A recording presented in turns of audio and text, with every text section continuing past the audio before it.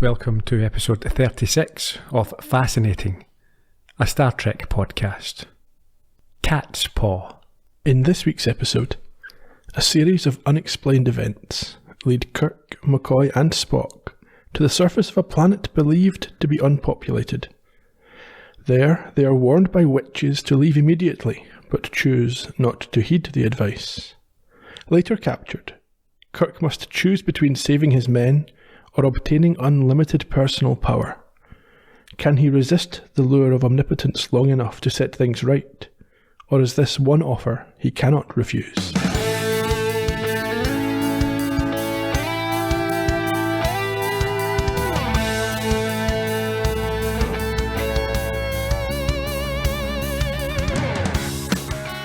Spock, comment. It's very bad poetry, Captain. A more useful comment, Mr. Spock. Hey, Gerry. I'm not too bad, Gerry, how are you? I'm okay. Comment. We appear to be in a cavern. Yeah, apologies if this week's episode is a bit more echoey. The room we record in is being decorated, so everything's been stripped off the walls. It's all a bit bare. Very sort of back to basics right now. Yeah, it might be like this for a week or two. We'll see what we can do. Yeah. Maybe in the edit it won't sound so bad, but I'm not convinced. Well, that's a more useful comment anyway. Now, this is another episode, Ian, that I believe isn't hugely regarded or hugely well regarded. Another one you think is underrated then? I think it is. I enjoyed this thoroughly. I thought there were certain similarities to the Squire of Gothos. That's true. However, I would say that just about every episode is similar to another. In some way. Yeah. So Okay. I don't think that's a problem. No, I don't see that as a negative. I was just observing that there were certain thematic similarities. Even the feel, the atmosphere Yes. of it was, yeah, There's a sort of an unsettling strangeness. there is. I like the fact that even though they've got these sort of elements of the ridiculous, they're not played straight. So you've got witches that appear in haunted castles, but you've got Spock there saying, "No, this is nonsense." Yeah. I like the witches, haunted cat. I mean, I'm a fan of that sort of whole Halloween vibe. Did you like the witches' turtlenecks? I can't say I saw that. No, if you look closely at the witches, they have turtlenecks on. They were meant to be disembodied heads, but the edit didn't quite get rid of the turtlenecks completely. Okay. You will once again have been delighted by the start of this episode. Can we get into it? Yeah, why not? Let's crack on. Kicking off in your favourite location. The bridge, Uhura, is back. Yes. But she brings with her some worrying news. Well, there's a landing party down on a planet, but there's been no word. And I think they've missed a check-in that they should have made. To be clear, it's Scotty, Sulu, and some chap referred to as Jackson. Yes, and eventually this Jackson fellow does get in touch and calms their worries. However, before that, Spock claims that there are no other life forms on this planet. So there shouldn't be any problems. You wouldn't think so, no? Jackson's ready to beam back up. Yeah, but he's not willing to answer any questions before he does so. Because I think he says, like a party of one ready to beam up. Yeah. Kirk asks him a few times, what about the others? He just says, no, party of one. Beam me up! Beam me up, just the one. Kirk obviously smells a rat here and asks Uhura to have McCoy meet him in the transporter room. On the double, yeah. Down there, Jackson does indeed beam up, but immediately falls like a tree, dead. Yes, and then, having died, he warns Kirk that the ship is cursed. Wait a second, how can he warn him when he's dead?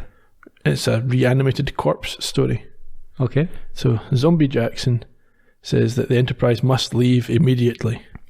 Yeah, apparently there is a curse on the ship, and they'll have to leave under threat of death, which is quite a strong threat. It's fairly potent, given that a guy's just died in front of them. Yeah, obviously not messing around.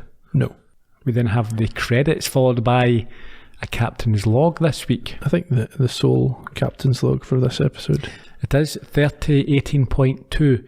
There is no obvious cause for Jackson's death. Scotty and Sulu are still on the planet, and so DeSalle is put in charge whilst McCoy and Spock join Kirk down on the planet for the search. Now, DeSalle being put in charge... questionable. Very. My thing is, so they've got a problem with this planet. They can't get in touch with anybody. 2 of their top officers are completely incommunicado. So let's beam down all the rest of our command team. It's a strange one, isn't it? What rank is Ahura? Where would she place? She gets called lieutenant, so I guess she's in the middle there somewhere. She's been in charge of the bridge before, hasn't she? Has she? I was going to ask that, yeah. I think she has. Because Sulu's been in charge. Sulu's 4th, so you would have Kirk, Spock, Scotty, Sulu. What about McCoy? Never. No, he's a doctor. Even though he ranked higher, I don't think he would ever take command of the ship. Okay. In any case, they materialise into or onto a foggy planet, which puzzles Spock as he notes that the conditions mean that fog shouldn't be a thing. Yeah, his tone was strange. He didn't present this as something confusing. It was more like, this isn't really here, or this isn't fog, or, you know, the way he presented the information. Yeah. This is not possible, is what he was saying. He doesn't press the point, though. No. And I think what you indicated there, he says it as if something shouldn't be here or isn't there. And I think this is the first indication of quite a lot of leapery they have in this episode. There are a few moments of that, yes. Yeah. They are apparently at the location where Jackson was beamed up from. And after moving on a bit, the readings suggest that there are multiple people bodies. Life signs, anyway. Life signs, yeah. About 140 metres away. Yeah, Kirk asks the Enterprise to confirm. Yes, and Chekhov, with his laughably ridiculous hair. Now, I asked about this. Yeah, so he wore a wig while his hair grew in, and this was the first episode filmed for season 2, so that's why he's still got the... Is this part of your trivia? Will you expand No, I didn't even bother to put this in the trivia. Why not? We talked about his wig previously. Yeah, but the filming order... Yeah, the chronology, I might have had it in my trivia, but I've used it now. Right, okay. He is only able to detect the 3 life forms that he knows went down there, but he is unable to get this message to them due to static interference. McCoy, down on the surface, asks whether this strange fog is affecting the communications. And Kirk rightly says that, yeah, it's probably something to do with it, but the life form readings that they detected are unchanged. And then things take a strange turn when they... Strange is one word. What's another word? Bizarre. Very. Fantastical. Yeah, that would work. They begin to hear wailing voices that are getting louder. And then who appears? The ghosts of Christmas past. 3 ghostly witches. In turtlenecks. With a very bad poetical warning to retreat and remember the curse. Yeah. We heard at the top of the show Spock's scathing criticism of their verse. Yeah, but it does have some more useful information. Yeah, he says they're not real. Obviously, they're ghosts. He reiterates that the life signs he's reading still are in the same location and they're heading in the correct way. Yeah, so he talks about Azimuth 24. Now, what's that? Is this the planet? Because... No, it's not the name of the planet. I don't know what it is. It's probably some type of reading, but I don't know. Right. In any case, they head off in that direction. However, they are immediately blown back into the gaps between some rocks before emerging in front of an impressively sinister-looking castle. Yeah, they surely must have been looking at just moments earlier. I didn't get this because they were going in another direction and they were going to these readings, this castle, and they're blown back the way and into these rocks, but end up where they were going in the first place. Yeah, isn't that a bit strange? Yeah, it is. The castle reminded me of, and I think maybe it's just the vantage point of A Wizard of Oz. A little bit. Because they were almost kind of above it, weren't they? Yeah, looking down. If you remember the scene where I think it's Dorothy and whoever it is. Scarecrow and the lion. Or is it? No, Dorothy's been captured by this point. Okay. So it's those 3 who are looking Flying down. monkeys. Yeah, and they're about to go and try and rescue her. Yeah, so I think it had the same sort of feel, the same vibe to it. Okay. Which I liked. I do like a gothic looking castle. It's always ominous. Spock says that the life signs are inside this castle and Kirk tries to contact the Enterprise. Yes, unsuccessfully. Now, this is something that's worth noting, I think. In modern TV and movies, for the last, say, 20 years, the scriptwriters have had to come up with ways of mitigating the use of mobile cell phones. Yeah. and it's normally they run out of battery or they can't get a signal. And it's interesting, we've seen this a few times, this show also had to overcome The same problem. because if you can just transport somewhere and communicate with the ship, then half the time the challenges, the threat can be taken away. That's it. So I thought that was interesting that they had to overcome those same issues. Cool. Okay. McCoy posits that this could be what happened to the original landing party. Yeah, but I think Spock disagrees. Yes, he says it's unlikely. There's no evidence of the interference coming from the castle, although the ship didn't pick up either the castle or the life signs. And this is the first loop we get as well. I think Kirk says that it may have a force field around. Yeah, it's more of a guess than a leap, is it? Because I don't think he's right. Because McCoy, he, at this point, suggests that can't be right, or else it would affect Spock's tricorder. Exactly. But would it? Is he just making it? He's not an engineer. Unless Spock was inside the force field. Yeah, okay. They don't know what the situation basically is. They're just guessing. So they decide to enter and find out more. Why not? As they go in, an angry cat welcomes them, and Kirk and McCoy find it all a bit weird. It is a bit weird. Let's take a step back there. Is this the first recorded cat jump scare? I don't know, but it's quite good, isn't it? Yeah. I do like a cat. I don't like a cat. Cats are arses. One of my cats used to join us in one of our previous podcasts. Yeah, it's annoying. You have to keep moving it. Try to record it over the microphones. So this cat, it gives them a scare and then walks off. Kirk then remarks that witches and black cats and what with all that sort of stuff, maybe this is an elaborate trick or treat. Then something that doesn't make sense happens. Spock says he doesn't understand the reference to trick or treat, but he's got intimate knowledge of everything that's happened throughout Earth's history. Yeah. He knows all about time periods. When spacecrafts and rockets were launched, to the exact date, how many were sent up there. Yeah, of course he would know something about this. Yeah. It's a bit bizarre, yeah. Anyhow, they decide that the best plan, as in all Gothic horrors, is to split up to investigate. Well, not just Gothic horrors, but any type of horror movie, isn't it? That's what they do. It's a trope. It's a trope. So they've got the cat jump scare, and we've got the splitting up to find out what's going on. Although I did, going back to that earlier point there, I did like it that Kirk, I think, tells Spock he'd be a natural at trick-or-treating. We get a pointless scene back on the Enterprise bridge. Well, you say pointless, and I think this happens a few times. They cut back, and I think it's just to break up the scenes. Yes. There's a lot of time there's no need for it whatsoever. It's a 30-second scene where nothing happens. Nothing really happens. DeSalle, of course, was one of the crewmen who went down to the planet in the episode about the Square of Gothos.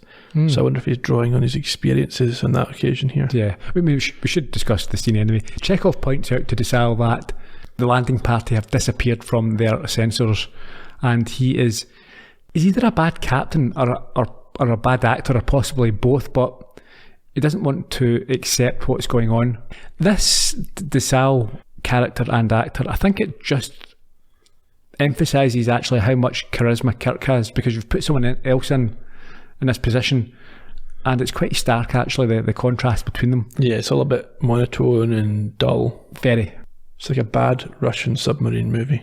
Mm-hmm. But it wouldn't inspire you as a crewman, I don't think, either. No. He's got no leadership skills at all. He tells Uhura to keep trying to contact the landing party, like she wasn't doing that already. And for Chekhov to recalibrate his... And he gets annoyed. He says, of course I've already done that. Yeah. Back down in the castle, they get another fright when the door slams sharply behind them as they creep about with their phasers out. Yeah, they're not doing a good job of splitting up. No. They see this cat again, and suddenly the floor below them gives way. Now, was that just a coincidence, or was it a trap? Who knows? I suspect it was a trap. It's quite an extreme way of building a trap. You have to collapse your floor into the dungeon. I mean, why would you... It's not a real floor. Yeah, okay. The castle doesn't exist. Yeah, sure, okay. Yeah, right. Spoiler. Okay. We next find the three of them chained up in a dungeon. And again, remember, I'm taking these notes live for the first time, so this is what I'm thinking. Okay. This is what I'm thinking, when I'm watching it. Kirk checks that the other two are not dead. They wake up and they find themselves chained to the wall with their arms above them, although they seem luckily, very luckily, otherwise unharmed. However, Bones does notice his namesake hanging beside him, and he recalls a mention of trick or treat as they go on to consider the situation that they are facing. Dungeons, curses, skeletons and Iron Maidens, they're all Earth manifestations. Why? I do not know, Captain. But these things do exist. They are real. Could this be an Earth parallel development of some sort? None of this parallels any human development. It's more like a human nightmare. As if someone knew what it was that terrifies man most on an instinctive level. Ghost stories, ogres, demons. All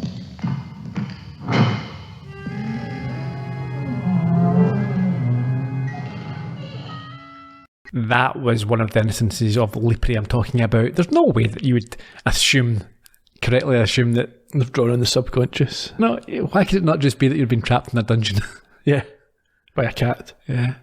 Could it possibly be? No, it couldn't be that. Stop it. The noise you heard at the end of the clip there was Zombie Scotty and Zombie Sulu. Yes, they hear these people coming and are delighted to see that it is Scotty and Zulu. However, this relief lasts only seconds, as it is obvious that, as you say, they're both zombies. McCoy thinks they look drugged, and Spock says, it's a bit like Jackson when he beamed up. It's not like Jackson when he beamed up. No, he was dead. We should say as well, Scotty is pointing a phaser at them. Yes. Kirk tries to speak, but all they get is a slight nod from Sulu confirming that he knows who they are. He picks up a comedy oversized key. He does. And makes a terrible effort at pretending to unlock the chains. It's like if you were in a pantomime and you were unlocking something with a big cardboard key. Yeah, exactly. Nonetheless, he does release them before they are told to exit. Well, they pick a fight, don't they? Well, yeah, so Sulu and Scotty shepherd them out, and as soon as they leave the room, Kirk tries to ambush them. However, they're immediately transported, or transmuted perhaps in this case, to a great hall. Yeah, a throne room. And there's a bald man with a wee beard and funny robes telling them to stop fighting. Yeah, he looks like Ming the Merciless. If he'd eaten Ming the Merciful. Yeah. Kirk demands to know what he is doing and what he's done to Scotty and Sulu, but Ming ignores this and asks why he can't just accept things for what they are. Yeah, he seems dismayed that they don't accept his illusion as real. He's a little bit stupid. He thinks he's delved into their minds and created something that is indistinguishable from what they would expect. Well, this again is like, as you mentioned, the Squire of Gothos. I think he had designed the settings around a time period. Yes, because he was looking back in time because of the light speed issue. Yeah, I think he was a couple of 100 years out. At least. Yeah. Yeah, and this is slightly different, but it's the same effect in the end, that the illusion is not convincing. Kirk says that what this guy has done to Jackson, Scotty and Sulu means that he will not relax or try to enjoy himself. Yeah, and quite right. He points out that Jackson is dead and the other two are without mind, but he is corrected. They are not mindless, they're merely controlled, but that's sort of the same thing. Yeah, they don't have control of their minds. It's yeah. A very semantic distinction to make. This guy now introduces himself as Korob. Is that before or after he reveals that he knows who they are and gets confirmation from his precious cat that... Well, it's about the same time. It's the same. Yeah. The note I have says he knows who they are and introduces himself. Yeah, well, I suppose. Fair enough. Summary? Yeah, what's his name again? Korob. And Kirk at this point, I quite like this, he asks what he's up to, and Korob points out that you were told not to come here. Yeah, I specifically said, so you're cursed, go away. Mm-hmm. But Spock then makes a comment about Korob not being native to the planet.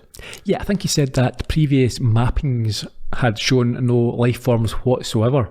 But I think Korob, he dismisses... He kind of bats it away, doesn't he? Yeah, he says of no importance. The cat then meows at him, apparently pointing out that he has been an inattentive host, and so Korob invites them to dine. Yeah, and Spock makes a comment about Earth legends about wizards and familiars. How's he heard of this and not trick-or-treating? Precisely. It's a nonsense to think that Spock has no knowledge. Yeah, it's absurd. Yeah. It's lazy writing here. Korob comments at this point on Spock's black and white thinking. Yeah, we move over to I'm trying to split this scene up. So there's a sort of throne, the throne area, And then the dining area. yeah. Okay. So I think I'll refer to it as the dining area from now on. Yeah, they move over there, and as you rightly say, Korob remarks that Spock is the different one. He sees what is around, but his logical mind will not allow him to believe. McCoy again brings up Spock's ignorance of trick-or-treat here. Yeah, I think he tries to be a bit smart, doesn't he? Yeah, Korob says he's not sure what it is either, so he's going to ignore the reference. He then magics a feast up. I like his Izzy Wizzy, let's get busy. He's like wand. Magic wand. Yeah. And insists that they sit down and enjoy themselves, pointing out the apparently a good wine. Well, apparently, but they're not interested in partaking. McCoy probably would be. He's like, oh no, I can't. I'm being professional. I'm at work. Salted pork. Yeah. I suppose we could have a little bit. What do you think, Kirk? McCoy. We need to be at our most alert to solve this mystery. Yeah. Kirk takes a harder line and tells him that they won't be cooperative unless they get answers. But Korob tries to change their attitude by doing what? He changes the food to gemstones, which McCoy is convinced look real. Yeah, and he tells them that they can have them all if they leave with no more questions, but Kirk points out that they can make as many as them as they need on their ship. Yeah, Is that true? Replicate them. Well, apparently this is the first time he's mentioned it. They made that soup before. Yeah, and apparently they're therefore worthless. Yep. That's quite a big mistake to make. I mean, if you know your audience, Yeah. why would they think that at this point that they need? I mean, they're on a starship. What good is diamond? I mean, diamonds are only valuable because. Yeah, what are you going to do with them? Yeah. Don't know. He tells that. In fact, Kirk tells Korob here that he's read them wrongly. He does, yeah. And Kirk tells him at this point that they will leave only when they are ready. Korob notes that the group have passed his tests, which I think he's just made up now. I think so, because he talks about, okay, so they ignored his warning not to come down, so they've shown sort of bravery and loyalty. Yeah.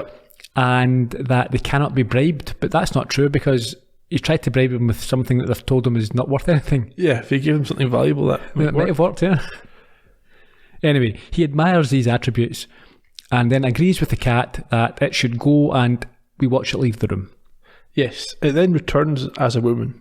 Yeah, it does, yeah. As soon as it walks out, it's replaced. So we don't know that immediately, doesn't Well, it's wearing, the woman's wearing a necklace that's exactly the same as the cat's collar. It's got the same sort of gem on I it. didn't notice that, okay. Now, I think this might be because of the limited budget for special effects. I think they might have, because are they trying to hide the fact that the cat is a woman? Or Possibly. Is it just a case of, because it happens straight away, so it's obvious that that's what's happening. Yeah, So but they don't have the budget effects to show it. to do a transformation on screen. Yeah, maybe. When you see the cat, is this where you see the cat's shadow? No, Is that later on? that's later on, yeah. Yeah, so this, I don't want to be cruel, but this woman walks in, and I think she's meant to be a stunner. Which is not bad for a middle-aged woman. Well, that's the thing. It's like, to me, she looks like an aging Elizabeth Taylor lookalike. That's what I thought. I thought you're at a later stage. The bad news for you is she's still alive and probably listening to this. Yeah, I'm sure I did recognise her, so I'm sure you've got a bit of trivia later on about her. We'll get to it, yeah.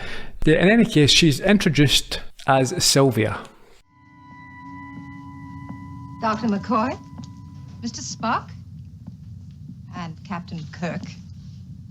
You wanted to know what we did to your men. Actually, it's a simple matter for us to probe the minds of creatures like yourself. Mind probing. Hypnosis. You like to think of yourselves as complex creatures, but you're flawed. One gains admittance to your minds through many levels. You have too many to keep track of yourselves. There are unguarded entrances to any human mind. Telepathy. Not entirely, no. Telepathy doesn't imply control, and I assure you that I have full control over your friends. Don't move. Cover them. Now I want the rest of our weapons and our equipment. I want some answers. Put that weapon down. Yeah, so Kirk has disarmed Scotty there. Yeah, and so Sylvia is forced to demonstrate her powers. What does she do? She takes a small model of the Enterprise, which, by the way, has been donated to the Smithsonian by Gene Roddenberry. Has it? I've also noted that I bet there have been lots of replicas, and I bet all the geeks out there, nerds, have got these things and wear it to the conferences and what have you. I can't say I've seen it, but I imagine some folk I will. bet they have. I bet you can buy them all over the shop. Anyhow, she talks about sympathetic magic before describing the voodoo-like process that she used to kill Jackson. Yeah, how did she kill Jackson? She had a model of Jackson, she killed it until he was dead. Well, she had a model and she thought about it and then he died. Yeah. She makes Kirk contact the Enterprise as she holds the model of the ship over a flame. Yeah, because Kirk refutes this ability and says, you can't think a man to death. Huh. You should see my mother-in-law. Oh. Anyway. Thanks, Bernard. Anyway, yes, Kirk does to death. Kirk does contact the Enterprise. Uhura asks him if everyone is all right, and he says not to worry about that, but to report to him what is happening. DeSalle notes the rising temperature, and Chekhov says it's gone up 60 degrees in the last 30 seconds. Yeah, did you mention there that she hovered over a candle? Yes. Yeah. So I was thinking about mother-in-law jokes. It's obviously from a previous generation. Kirk gives an order, but DeSalle has already carried out this with no effect. Have you seen the John Thomas, the actor from, what's his name, John Thompson? From... He worked with Steve Coogan back in the day, I think. And but all the... he was in Jonathan Creek. Yes. Okay, yeah. He does a brilliant, it's Bernard Wright-On, which obviously is a take on a parody of Bernard Manning. And he does all these sort of jokes, but the punchlines are inverted. Very funny. If you get a chance to have listened to it, search YouTube for, I'm sure it's Bernard Wright-On. Okay. Well worth a listen. Anyway, yes, the Enterprise is cooking, and Kirk says he'll deal with it, backing down to Sylvia, recovering the model of the Enterprise from her and taking Spock's phaser away from him. Yeah, I didn't get this. So he's got a phaser over her. Why not shoot her? Because she can kill the Enterprise. No, not she's dead. You don't know that. You don't know that killing her will stop it. Yeah, I suppose. But what's the point? And also, he wouldn't kill her. He would only stun her. What's the point in having the gun and pointing at her if you're not going to use it? Well, he didn't know she was going to start cooking his friends. Just kill her. Yeah. Back up on the Enterprise, we get one of these pointless interruptions, and Chekhov says it's getting back to normal, but Uhura says we can't get hold of them. So back down the planet, with things a bit more relaxed, Korob asks about their signs. However, Kirk wants to know more about theirs, as it appears to be neither magic or science. It's somewhere in between. Gobbledygook. Nonsense, I say. Yeah, Korob talks about telekinesis, and Sylvia chastises him when he confirms their ability to alter matter. Yeah, I think she scolds him for talking too much. McCoy, this is where we get the episode title from, he says that Scott and Sulu are being kept as cat's paws. Yeah, to lure them down. I must admit, I hadn't heard that expression before. Neither had I, but I have now. Is it an American one, do you think? I don't know, I'll never use it. No. Maybe I will on this podcast, just for the sake of it. Look, I might just for a laugh now, just try and throw it in somewhere. I suppose if chocolate orange out, yeah, a cat's paw. You could probably use it as a sort of code, isn't it? You're in a mixed company and you throw it in and you find out who the Star Trek fans are. It could be that. It's a way of geeks giving a wee wink to each other. Yeah, I know. Okay. Sylvia wants information from them. She's not sitting back any longer. Yeah, what does she want to know? Well, before she gets a chance to ask, I think Kirk says it's too late to threaten them because the Enterprise will send others in their place. But Korob does not think this will be possible. Yeah, and okay, so there's two things here. One, I'm really, even after the episode finished, I wasn't entirely sure what they wanted. They want to learn. Yeah, but why? There was no real, it's like, you want to learn, okay. It's just how their species works. But that, I think maybe they do mention it. You could just have asked. I mean, if you'd have contacted and said, we're another life form, we want to trade and share experiences. That's your mission. Yeah, but I think what happens here is they start out in this sort of curious way, and then Sylvia gets horny. hooked on the idea of All right. being human. Yeah, it's because she liked being horny. Okay, if that's what you think. Well, she loves sensations. We'll Yes, certainly she get likes to certain that. sensations. Yeah, Kirk sensations. Yeah. Anyway, back to what I was saying. No, I've got another question, another point to make. They say, there'll be a search party coming down, but look what's happened. You've sent one down. You've sent all your best people. Yeah, the first one, one was killed. You're now trapped and had to hand over your weapons. So that's not really a threat, is it? We'll send more of them. More of are meant to be zombies for you. Yeah. I think Columbo at this point has put the Enterprise in a Tupperware box. Yeah, I wasn't sure if it was meant to be glass or ice or Who knows? crystal or whatever. But in any event, this has caused an impenetrable force field to form around the real ship. It has, which is confirmed by Chekhov. Yeah, he says there's an impenetrable force field around the ship. There you go. It was really quite jarring, that scene, when he just repeated exactly what had been said. Yeah, the director, we've been down here in this scene we need another scene in here. We just need to break this up a little Take what bit. he said, make him say it. Yeah. Back in the throne room, Sylvia urges Kirk to cooperate because she doesn't want to have to extract the information forcibly. It reminded me a bit of Errand of Mercy with the brain raker. Yes. Yeah. She says it would be simple enough, but very painful. Kirk still doesn't want to talk, so Korob sends them back to the dungeon, with one exception. Yeah, as they exit, Sylvia tells McCoy to stay behind and Kirk will be next. Rather than argue or put up a fight about this, they simply say, yeah, okay, fair enough. Right, well, McCoy, see you. McCoy obviously thinks he's getting more of that salted pork. There's only one person getting pork in this episode. DeSalle and Chekhov back on the Enterprise bridge. I'm just going to draw a veil over that. Okay, sure. Have no information. So we spend another 30 seconds with them as they discuss having no information. Yeah, and in fairness, this is DeSalle's moment when he shines. He's got a plan. Yes, and he gets to bet credits to Navy Beans. They can put a dent in the force. I presume it's a play on dollars to donuts. Obviously, must be, could be. Anyhow, back in the dungeon. How is he going to do? What's his plan? He's going So they're going to direct. heat it up at one spot until it stops working. Yeah, direct all the impulse power to generate heat. They'll never think of that.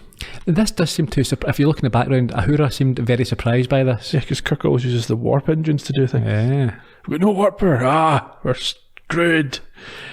Back down in the dungeon, Kirk and Spock are chained up again and once more pondering their situation.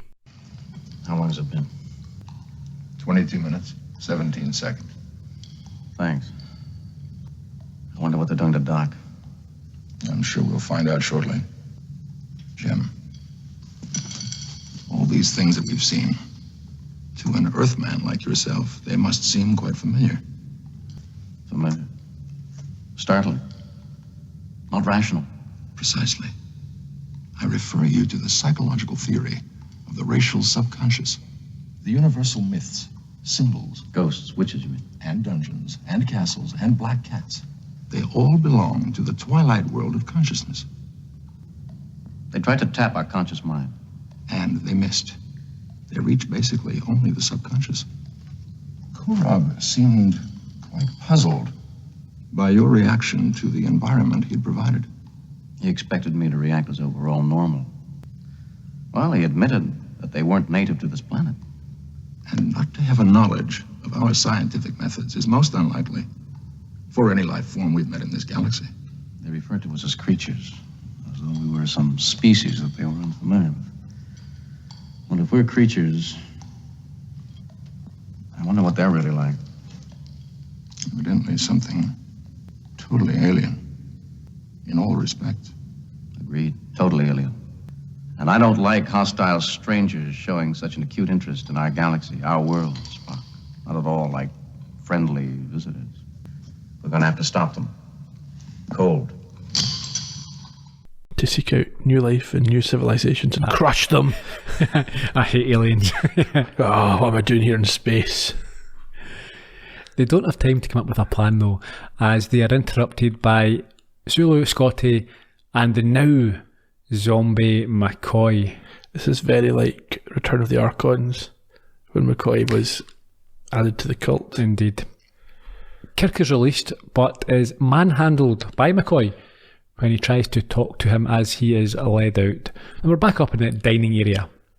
Yes, Korob and Sylvia are arguing, and he calls her a traitor to the old ones and accuses her of torturing the specimens. And she responds by saying that she's not a puppet like him. Yes, that he's afraid to use his power. She threatens him. I think she says that, or he says, she doesn't argue that she has a newfound ability to understand the idea of luxury. I think this is another one of these jabs at women.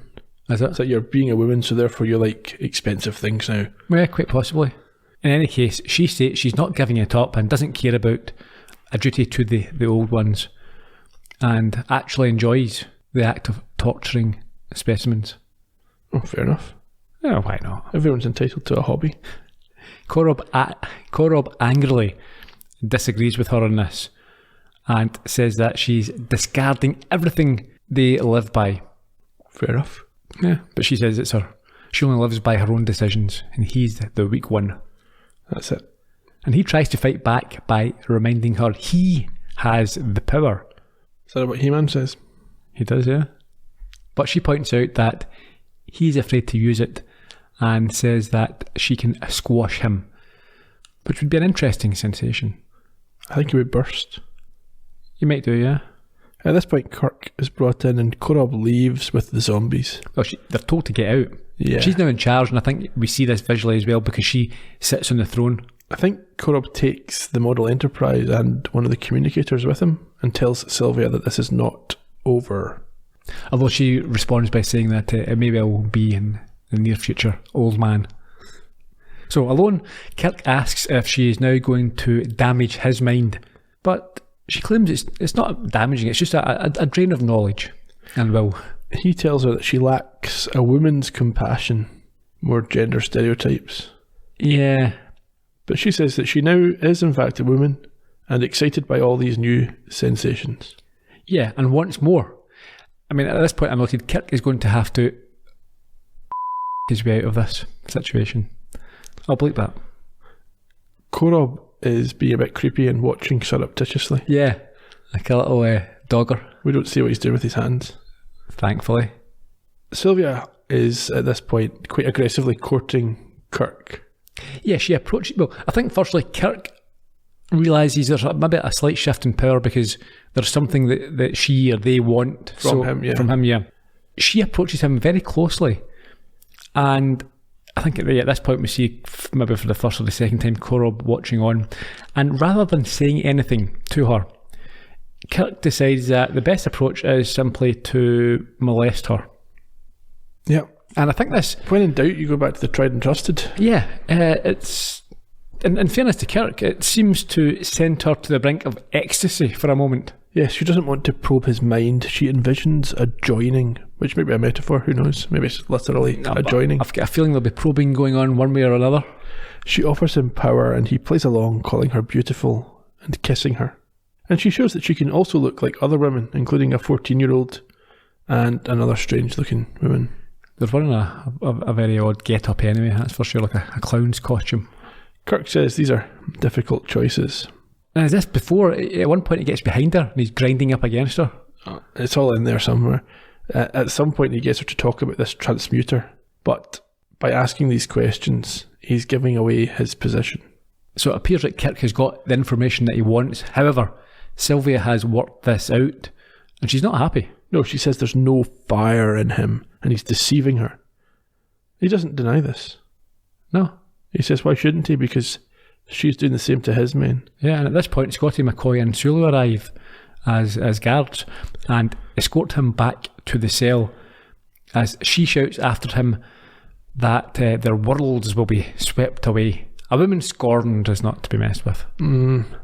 Back in the Enterprise, Uhura can't see any change in the field, but that's because she's stupid and a woman. Desal and Chekhov confirm that they are, in fact, damaging the force field. So we have to give props to Desal here. His plan has worked. I mean, it's in comparison to how Kirk gets out of situations, this is really terrible. I'll just make it hot over here. A little spot hot. Desal says to press on with the endeavour, and we go back down to the dungeon where Korob flips.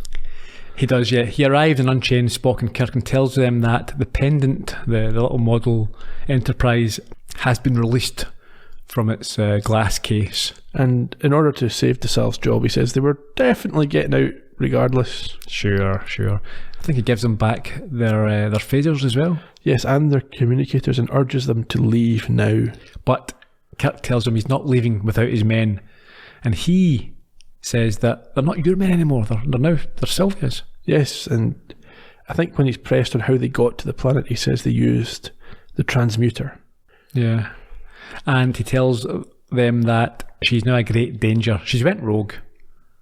Absolutely she has. And their actions were not necessary because they could have came in peace. That's what I mentioned earlier. Yeah, they could have done.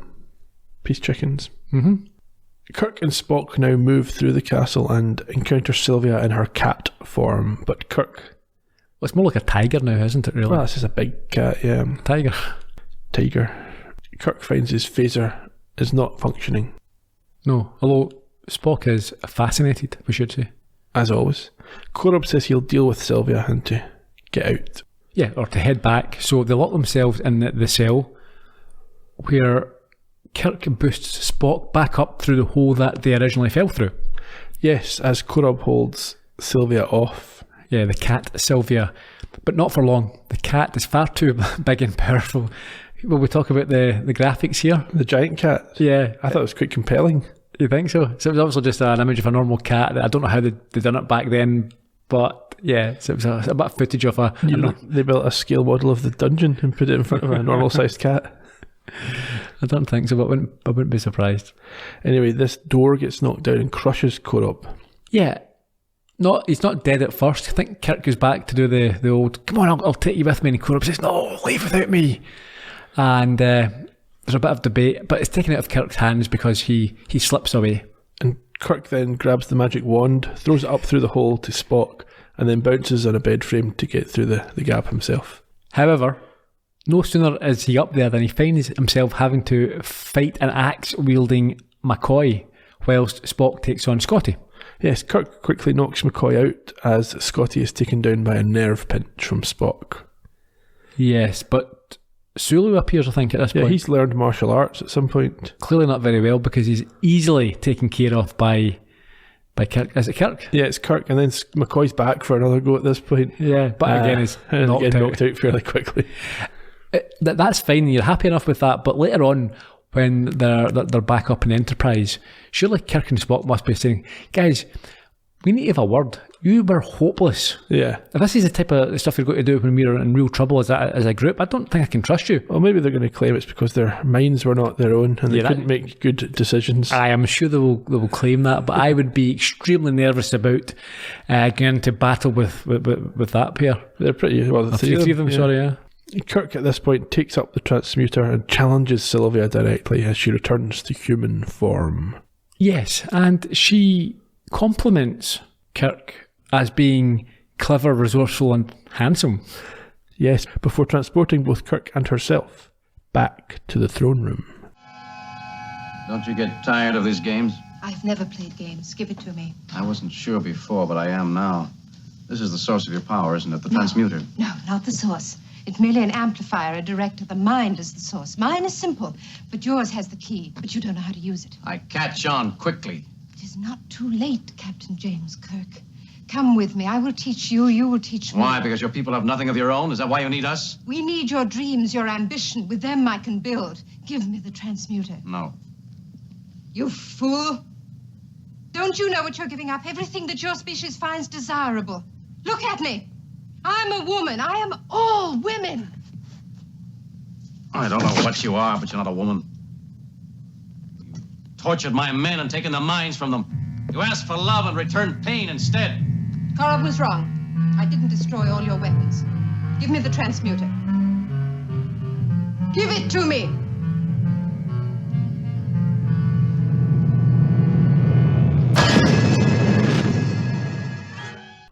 He doesn't give it to her, certainly not the transmuter. No, he smashes it on the table and there's a blinding light.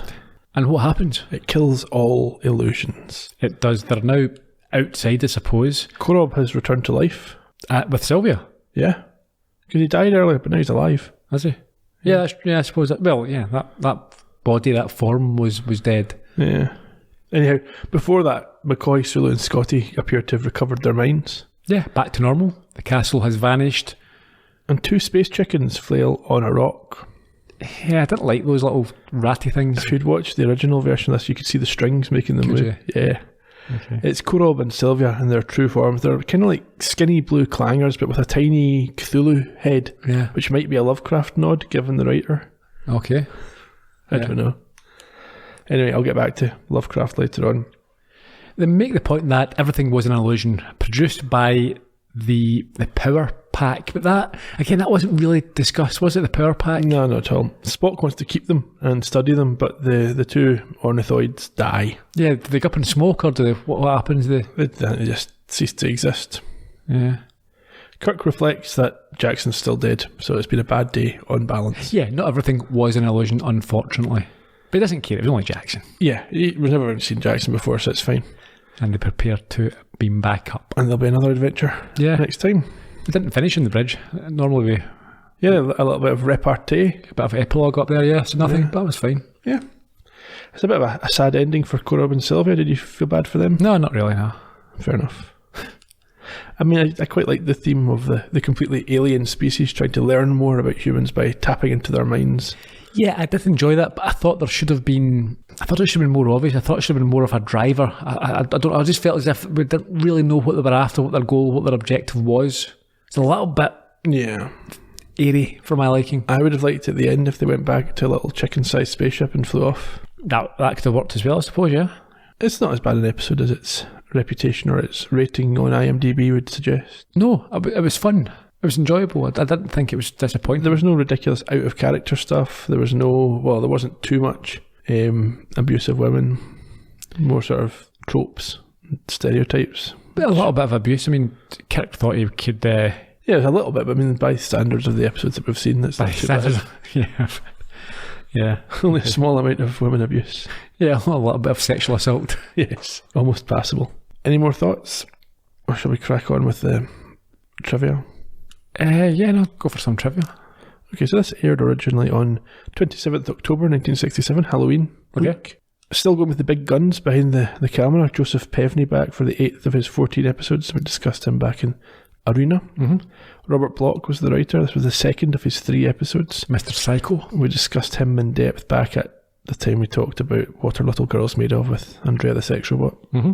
Antoinette Bauer appeared as Sylvia. She also appeared in shows like Murder, She Wrote and Neon Rider. And she played, I think, Dick Van Dyke's wife in Galesco. And Victim. Is it Galesco or Galesco? Galesco, yeah, that's a good episode. Negative Reaction. 1974 Columbo episode, yes, making her this week's connection. She's a horrible person in that. She deserved to be killed. Yeah, I had a little sympathy for her. She's now 88 years old. Theodore Marcuse played Korob.